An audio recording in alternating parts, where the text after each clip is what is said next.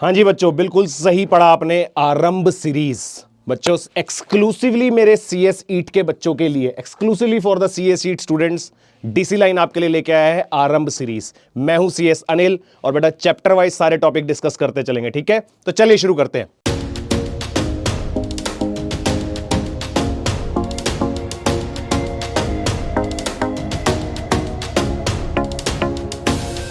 तो बच्चों स्टार्ट करने से पहले कुछ बातें करते हैं जरा। आप लोगों ने बच्चों चूज करा कंपनी सेक्रेटरी को as a career, company secretaryship, right.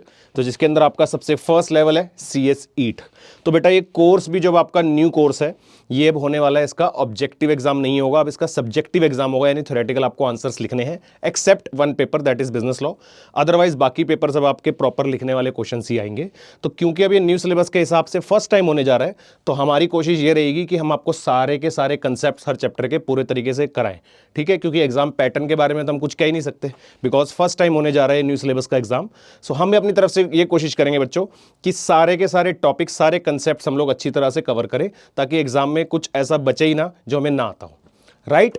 तो चलो बच्चों स्टार्ट करते हैं चैप्टर 1 से। देखो कुछ कंसाइज वे में आप लोगों के लिए चीजें तैयार करी गई हैं, जिससे आपको समझने में आसानी होगी। ठीक है ना, मैं समझाता चलूंगा, आप लोगों को अगर नोट करने की जरूरत लगती है बेटा तो वीडियो पॉज करके नोट कर सकते हैं आराम से। ठीक है, तो चलो सबसे पहले why we study the economics. ये आपका कोर्स कंटेंट ही है बेटा सारा। ठीक है ना, why we study the economics. Economics is not just an academic subject, it is a lens to understand the world around us. From a family budget to global trade, economic principle govern daily life and business decisions. ऐसा नहीं है कि हम economics को सिर्फ theoretically पढ़ते हैं, हम उसको अप्लाई भी करते हैं अपनी डेली लाइफ में, और हमारे आसपास जो भी चीज़ें हो रही है वो सब कहीं ना कहीं इकोनॉमिक्स का ही पार्ट है, right. Economics in everyday life. ठीक है, we are all economic agent participating in activities like buying selling करते हैं ना हम लोग, वर्क करते हैं, इन्वेस्ट करते हैं, तो ये सारा का सारा इकोनॉमी का ही पार्ट है बेटा। अगर हम कुछ भी बाय कर रहे हैं, सेल कर रहे हैं, इन्वेस्ट कर रहे हैं, कुछ भी चीजें कर रहे हैं, ये सब का सब इकोनॉमी में काउंट होता है, इकोनॉमिक एक्टिविटी के तौर पे। ठीक है, common discussion about price rise, demand और taxes often lack a systematic explanation which economics provide. तो कॉमन डिस्कशन किस चीज के हमारे पास, प्राइस राइज से रिलेटेड, डिमांड से रिलेटेड, टैक्सेस से रिलेटेड, जिसमें कि एक सिस्टमैटिक एक्सप्लेनेशन है जो इकोनॉमिक्स हमें प्रोवाइड करता है। ये कॉमन डिस्कशन सारे, डिमांड, प्राइस राइज, आप सुनते हो ना सारी चीजें, डिमांड बढ़ गई, कम हो गई, प्राइस बढ़ गया, कम हो गया, तो ये सब इकोनॉमी का ही पार्ट है ना। टैक्सेस बढ़ना, कम होना, राइट। एग्जाम्पल देखते हैं, a restaurant bill, a simple bill reveals a multiple economic concept. अगर आप किसी रेस्टोरेंट के बिल को देखेंगे तो क्या क्या मिलेगा उसमें, टैक्स देखने को मिलेगा, shows the government policy, government की एक पॉलिसी है टैक्स। प्राइस अगर देखोगे, reflect the cost of raw material, dairy, poultry and processing the cost that is labour and wages, उसके प्राइस में ये सब चीजें रिफ्लेक्ट होंगी, ये भी इकोनॉमिक्स का पार्ट है। कॉस्ट स्ट्रक्चर देखोगे, higher prices in famous restaurants cover higher labour cost and rents. ज्यादा बड़े रेस्टोरेंट्स में बिल ज्यादा होता है क्योंकि वहां पे लेबर और रेंट ज्यादा होते हैं, तो उनका कॉस्ट स्ट्रक्चर हैवी होता है, राइट। सप्लाई चेन देखने को मिलेगी, indicates the network supplying raw material like vegetables and meat, तो ये भी देखने को मिलेगा, ये सब इकोनॉमी का ही तो पार्ट है। तो अगर आपको याद रखना है इसके अंदर क्या कर सकते हैं, studying economics helps us interpret these daily events systematically, turning observations into the understanding. जो अपनी डेली बेसिस की ऑब्जर्वेशंस आप लोग देखते हैं और उसको अगर समझ लेंगे सही तरीके से, तो वही इकोनॉमिक्स है। ठीक है, बहुत बेसिक से बता रहा हूं बेटा। आगे एडवांटेजेस क्या है स्टडिंग इकोनॉमिक्स। देखो क्योंकि मैंने आपसे बात करी कि फर्स्ट टाइम थ्योरी एग्जाम है, तो हम छोटे से लेकर बड़े से बड़े तक सारे टॉपिक्स कवर करेंगे बच्चों, ताकि एग्जाम में आपके लिए कुछ छूटे ना। ठीक है ना, एडवांटेजेस क्या है, it provides understanding dynamics, insight into how industries, businesses and government operate. ये कैसे ऑपरेट करते हैं, हमारी इंडस्ट्रीज, बिजनेस या गवर्नमेंट किस तरीके से ऑपरेट करती है, ये हमें तभी पता लगता है जब हम इकोनॉमी की स्टडी करते हैं, right. Interpretive ability, skills to analyse business changes, manipulations and future trends. जो भी फ्यूचर ट्रेंड्स है, फ्यूचर में क्या चीजें बदलने वाली है, क्या मैनिपुलेशंस है, क्या बिजनेस चेंजेस हैं, उसको सही तरीके से इंटरप्रेट करना। अगर आप इकोनॉमी को सही से समझते हैं, इकोनॉमिक कंसेप्ट को, तो आप ये चीजें आराम से इंटरप्रेट कर सकते हैं कि क्या क्या चेंजेस होने वाले इकोनॉमी में, राइट। कैसे पॉलिसीज बनानी है, क्या डिसीजंस लेने हैं, है कि नहीं। career acumen, essential knowledge for students and professionals to convert ideas into successful enterprise।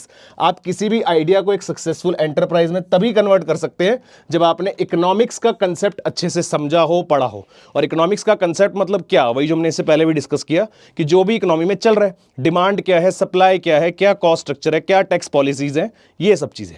ठीक है।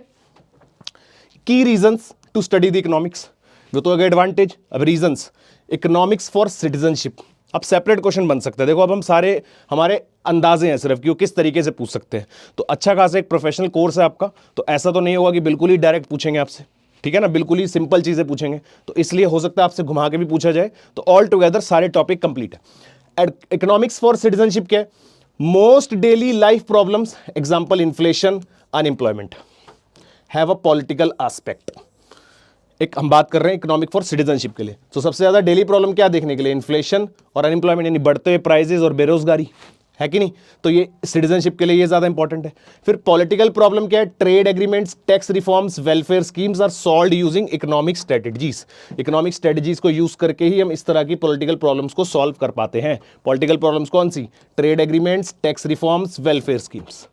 फिर उसके बाद aids voter in making informed choices and elected officials in designing effective policies. मतलब हेल्प करता है वोटर्स को किस चीज के लिए? ताकि हम अपनी इन्फॉर्म्ड चॉइसेस बना सकें और इलेक्ट कर सके ऑफिशियल को इन अ डिजाइनिंग इफेक्टिव पॉलिसीज। जो भी इफेक्टिव पॉलिसीज है उसके अकॉर्डिंग वोटर्स को एक चॉइस मिलती है, एक हेल्प मिलती है कि हाँ हम इसको अपॉइंट कर सकते हैं।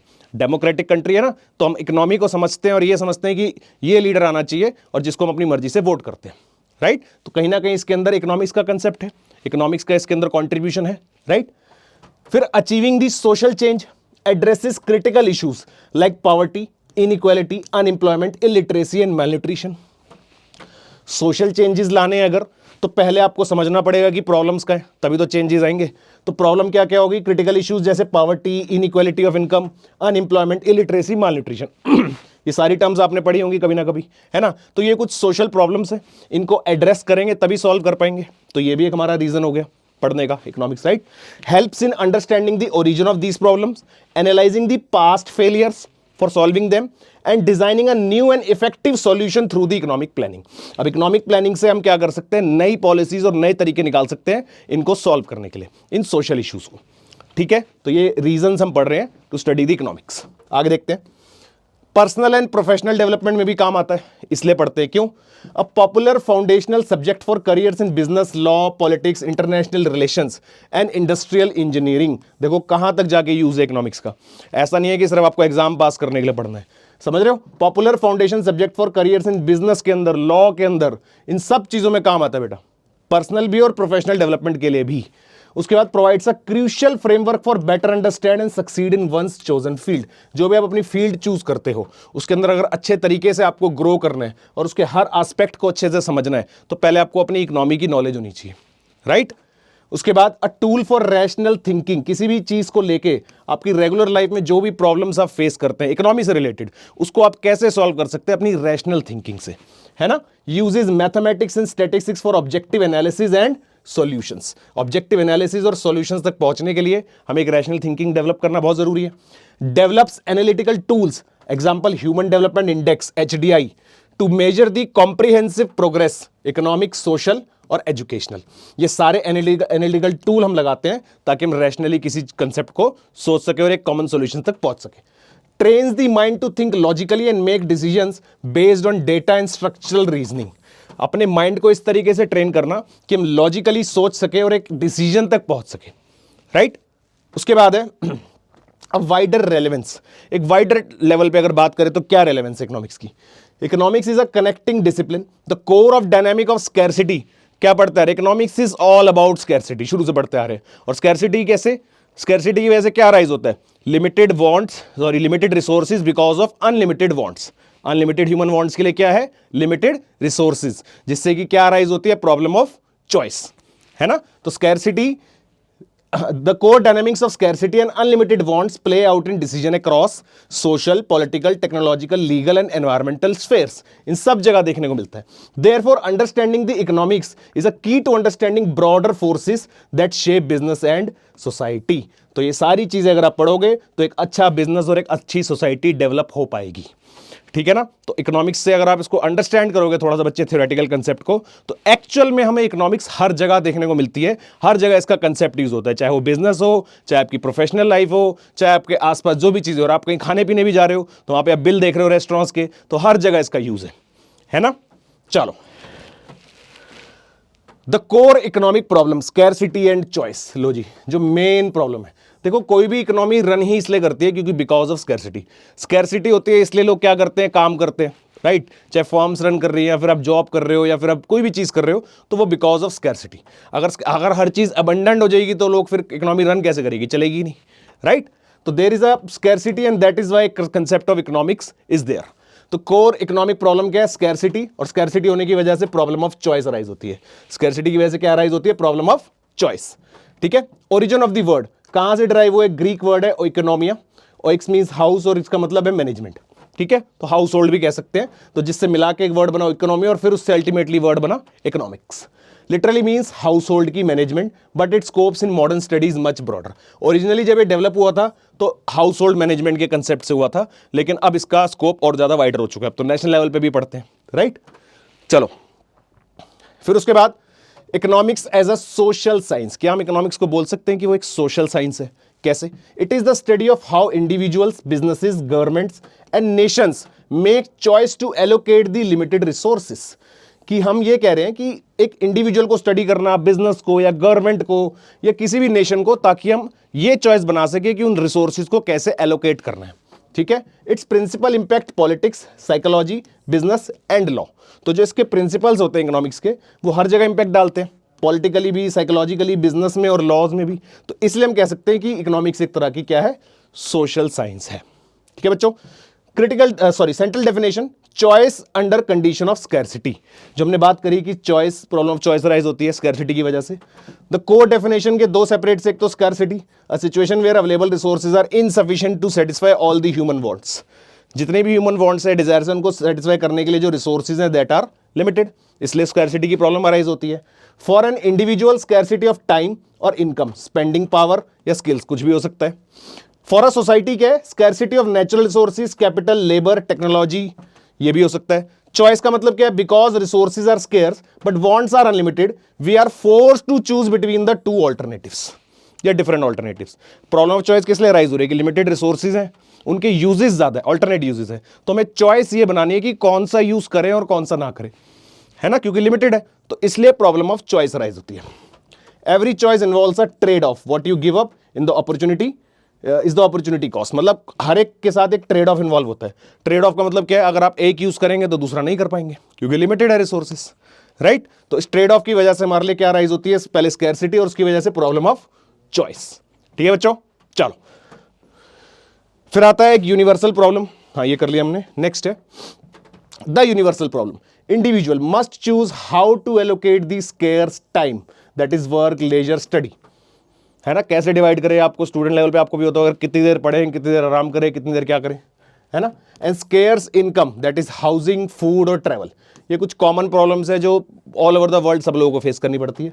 सोसाइटी में must choose how to allocate limited resources like land, labour, capital with alternate uses among the unlimited wants, जैसे defence, education, health care, infrastructure. हर जगह पे ह्यूमन वांट्स है कुछ ना कुछ, हर एक एस्पेक्ट से रिलेटेड, राइट. तो सोसाइटी के अंदर ये डिसाइड करना कि उन लिमिटेड रिसोर्सेज को कैसे एलोकेट करा जाए, कहां कहां पे एलोकेट करा जाए, कितना एलोकेट करा जाए, ये प्रॉब्लम होती है.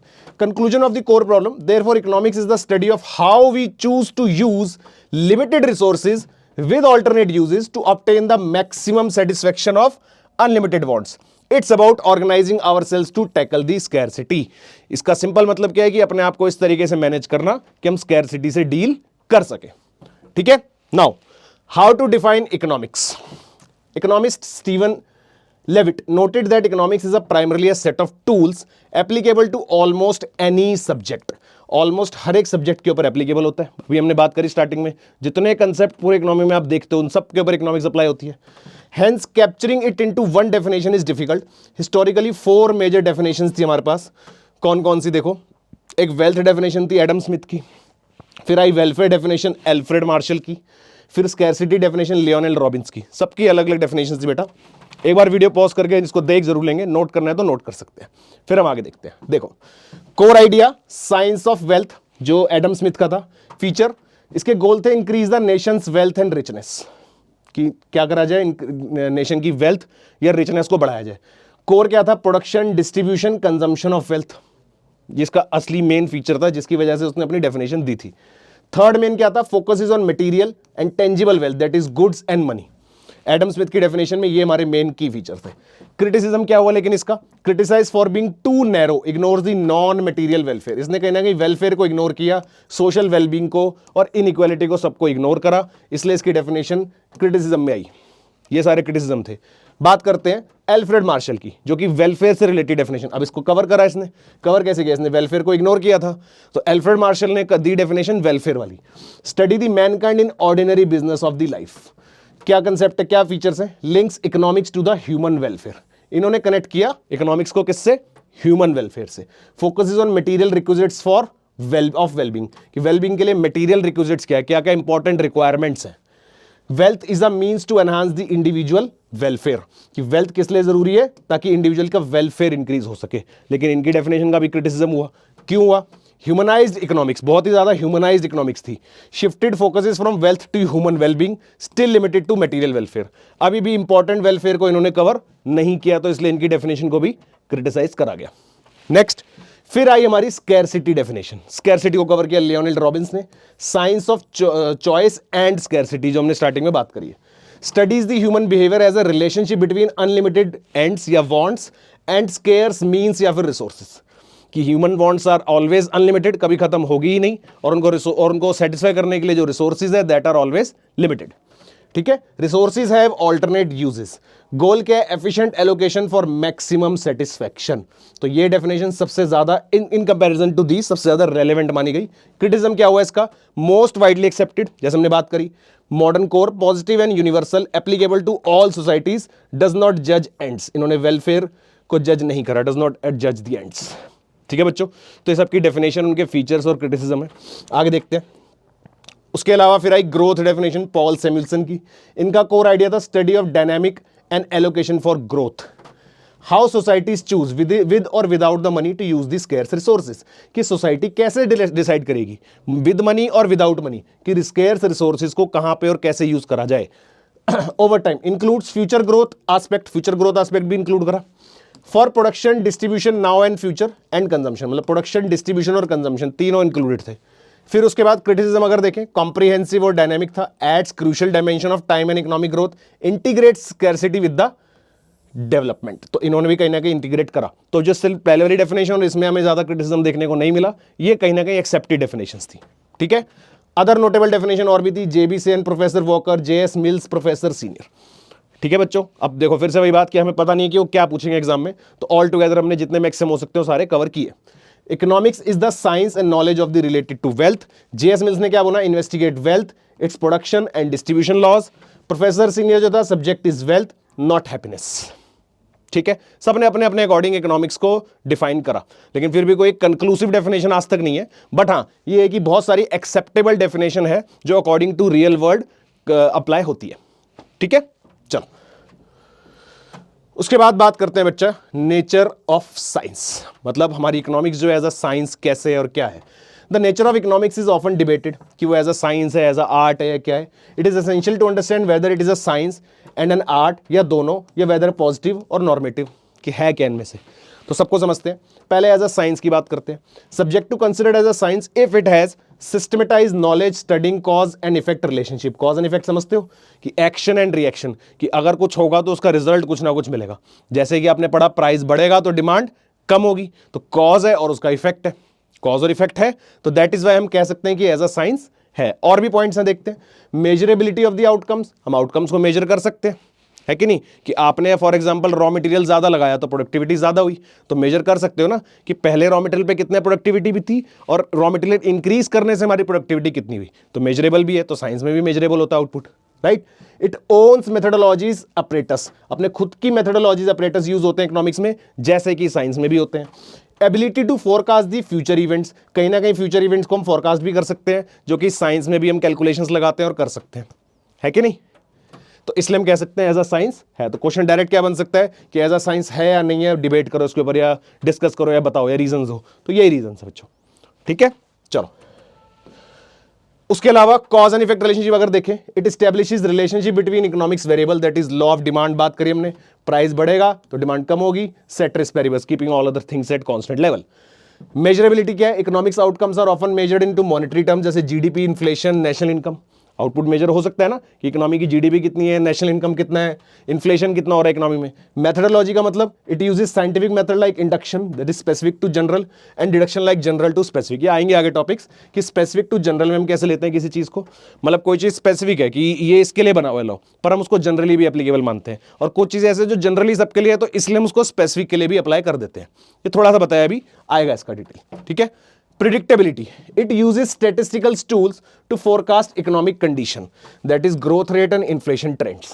तो ये जो हमने जितनी भी चीजें पढ़ी है ये साइंस से रिलेटेड है और ये हम इकोनॉमिक्स में भी करते हैं, इसलिए हम बोल सकते हैं कि इकोनॉमिक्स एज अ साइंस, है ना।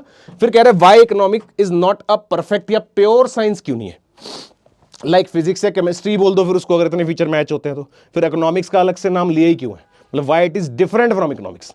वैसे तो हम कह रहे हैं सेम है, लेकिन फिर भी वो प्योर साइंस क्यों नहीं है, तो आंसर इज ह्यूमन एलिमेंट भी इन्वॉल्व है इसमें, है ना। It studies human economic behaviour which is unpredictable and adoptive.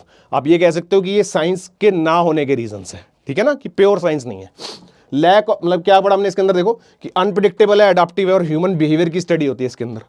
Lack of controlled experiments, unlike pure science economist can not conduct controlled laboratory experiments in the real world economy. Real world economy में तो क्या है, सीधा practically होता है, कोई ये नहीं होता कि पहले उसका टेस्ट होगा फिर उसको फाइनलाइज करेंगे, जो भी होता है वो एक्चुअल में रियल वर्ल्ड में होता है ना। एक्यूरेसी इश्यूज है, economic laws and predictions can go wrong due to changing human preferences, daily basis पर ह्यूमन प्रेफरेंस चेंज हो रही है तो इसके अंदर कहीं ना कहीं इकोनॉमिक लॉज गलत भी हो जाते हैं, है ना। एक्सपेक्टेशंस एंड एक्सटर्नल शॉक्स भी होते हैं। एक्सटर्नल शॉक्स मतलब जो हमारे कंट्रोल में नहीं है, कुछ ऐसे इकोनॉमी में चेंजेस होते हैं अचानक से जो कंट्रोल में नहीं होते, जिसकी वजह से अचानक से भी कुछ अनप्रिडिक्टेबल रिजल्ट्स भी देखने को मिलते हैं, राइट। मेजरिंग रॉड प्रॉब्लम, कोई ऐसा कोई इंस्ट्रूमेंट नहीं है कि जो हम एग्जैक्ट मेजर कर सके। Money the primary measuring tool is it self dependent variable, like value changes with the inflation rate etcetera, है ना। टाइम के साथ साथ मनी की वैल्यू चेंज हो रही है तो उसको भी हम मेजरिंग रॉड नहीं मान सकते, समझ गए। तो कंक्लूजन क्या है, economics is a social science not a natural और फिजिकल साइंस। तो इकोनॉमिक्स एक सोशल साइंस तो है लेकिन नेचुरल या फिजिकल साइंस नहीं है, ठीक है मेरे बच्चों। चलो उसके बाद क्या इकोनॉमिक्स एज एन आर्ट है, क्या मान सकते हैं कि आर्ट है। A subject is considered as an art if, कब मान सकते हैं, a system of rules to achieve a given end that is objective, या practical application of the knowledge how to do something, अगर ये प्रेजेंट है, या how economics qualifies as an art. अगर ये दोनों चीजें होंगी तो हम कह सकते हैं कि आर्ट है। बात समझे क्या, कि system of rule to achieve a given, कि कोई भी चीज गिवन है और उसके पास हमारे पास सिस्टम है उसको अचीव करने का, या फिर प्रैक्टिकल एप्लीकेशन हो नॉलेज की, जो भी नॉलेज हम करते हैं इकोनॉमिक्स में क्या उसकी प्रैक्टिकल एप्लीकेशन है। तो आप बिल्कुल समझते हैं प्राइस बढ़ता है, डिमांड कम होता है, ये सब प्रैक्टिकली भी तो देखने को मिलता है ना। तो प्रैक्टिकल एप्लीकेशन अगर है चीजों की तो हम कह सकते हैं कि वो आर्ट है। अब समझते हैं इकोनॉमिक्स हमारी आर्ट है कि नहीं। गोल ओरिएंटेड है, every economic unit, that is consumer, producer, government, uses the economic principles to achieve the goals, and goals are maximize the utility, profit and social welfare। Utility consumer की maximise होनी चाहिए, profit हमारा किसका, entrepreneur का या जो भी businessman है, और सोशल वेलफेयर यानी सोसाइटी का नुकसान भी नहीं होना चाहिए, सोसाइटी का वेलफेयर होना चाहिए ओवरऑल। तो अगर ये सारी चीजें चल रही हैं तो यानी कि गोल ओरिएंटेड है, और ऐसा इकोनॉमिक्स में होता है, right. Practical solution, it provide tools and policies to solve the real world economic problems, that is controlling inflation and reducing unemployment। तो practical solutions भी देखने को मिलते हैं। फिर policy formulation, at the national level economics is applied as an art to formulate plans and policies।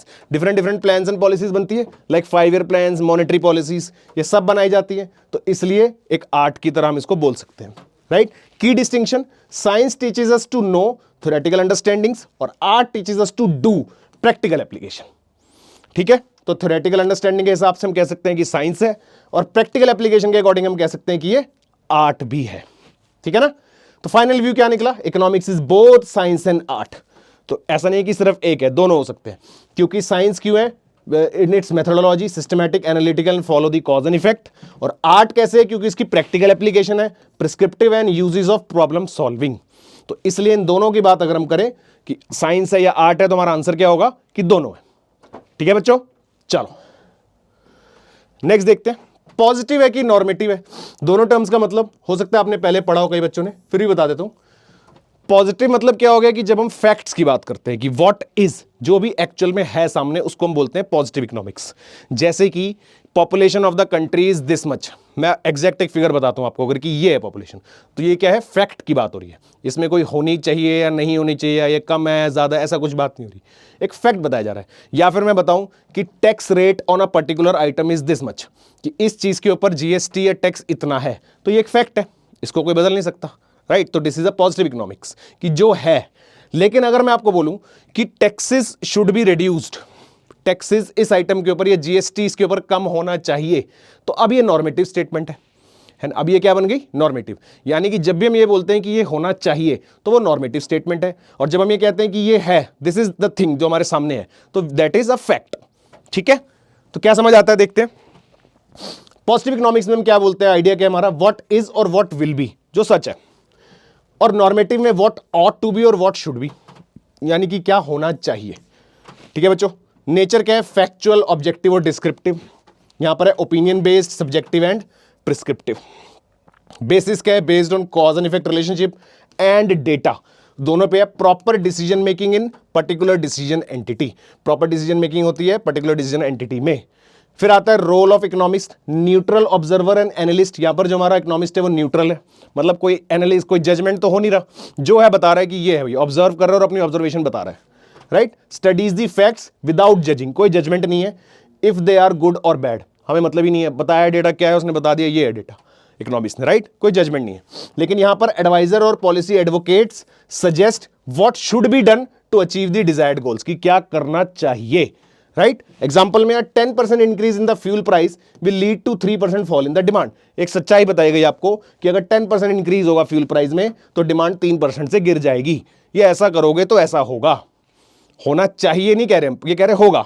What is या what will be, दोनों बातें पॉजिटिव के अंदर आती है। लेकिन यहां पर government should subsidise the fuel, government को फ्यूल को सब्सिडाइज करना चाहिए टू प्रोटेक्ट द पुअर, तो ये वैल्यू बेस्ड जजमेंट आ गया एक। जब वैल्यू बेस्ड जजमेंट आ जाता है तो वो नॉर्मेटिव स्टेटमेंट का पार्ट होता है। ठीक है, एज पर Robbins economy should be positive science, neutral between ends, not passing value judgements. कह रहे न्यूट्रल होनी चाहिए, जजमेंट नहीं होना चाहिए उसके अंदर कोई, एज पर रॉबिन्स। रियल वर्ल्ड की बात करें, while neutrally is the ideal, economist must suggest policies for social welfare, making normative statements essential. ठीक है ना, मतलब रॉबिन्स ने क्या कहा कि न्यूट्रलिटी तो जरूरी है ही, लेकिन इकोनॉमिस्ट को सजेस्ट करनी चाहिए पॉलिसीज फॉर सोशल वेलफेयर भी, और इसके अंदर वैल्यू जजमेंट या नॉर्मेटिव स्टेटमेंट्स भी जरूरी है। ठीक है बच्चों, समझ आया। तो यानी कि दोनों कंसेप्ट है, पॉजिटिव भी और नॉर्मेटिव भी। इकोनॉमिक्स हमारी पॉजिटिव भी है, जहां जरूरत है वहां पहले तो फैक्ट पता होगा, तभी तो हम उसके ऊपर जजमेंट लेंगे कि इसको क्या करना चाहिए, राइट। पहले हमें पता होना चाहिए ना कि ये प्रॉब्लम है, तो उसके लिए पहले फैक्ट पता होना चाहिए, यानी कि पॉजिटिव स्टेटमेंट। फिर हम उसके ऊपर वर्क करेंगे तो हम नॉर्मेटिव स्टेटमेंट बनाएंगे कि हमें ये करना चाहिए, राइट। चलो उसके बाद है why both. Positive economics provide the objective analytical base, the facts and the trends. और नॉर्मेटिव क्या देता है, uses the analysis to recommend, जो भी मैंने आपसे बात करी है ना, ये फैक्ट्स और ट्रेंड्स बताएगा पॉजिटिव, और नॉर्मेटिव ये बताएगा कि अब रिकमेंडेशन पॉलिसीज क्या होंगी उसको ठीक करने के लिए, right, for improvement the goals and actions. Conclusion क्या निकला, economics as a dual nature, both positive and normative, दोनों हो सकते हैं। ठीक है बच्चों, चलो नेक्स्ट आता है स्कोप ऑफ इकोनॉमिक्स। स्कोप क्या है, refers to the wide range of subjects, issues, branches it covers. It is no longer limited to just production and consumption, but extends to analysing almost every aspect of human life. सारे अभी हमने discuss करा कि सब कुछ ही cover करता है। Scope क्या है, कहां तक फैला हुआ इकोनॉमिक्स, तो सारी चीजें कवर कर रहा है, राइट।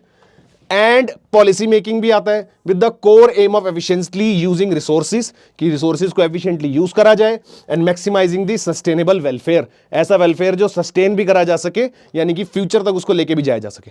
ठीक है ना, तो की एविडेंस क्या है of its vast scope, the intergovernmental panel on climate change IPCC won the Nobel peace prize 2007 में for its work, which heavily relied on economic analysis to assess climate change impact on mitigations cost. Economics is used in कहां पर? Environmental projects, space missions efficiency, healthier expenditures, poverty eradication, taxation, industrial investment and renewable energy assessments. इन सब जगहों पे economics का use होता है, तो इसलिए हम कह सकते हैं एक वाइडर स्कोप है, क्योंकि कोई एस्पेक्ट हमने छोड़ा ही नहीं, हर जगह पे इकोनॉमिक्स का यूज है बच्चों। ठीक है, चलो जी, इतना करते हैं अभी, बाकी का चैप्टर इसके नेक्स्ट वीडियो में आएगा बेटा। ठीक है, चलो मिलते हैं नेक्स्ट वीडियो में, तब तक के लिए keep learning and all the best.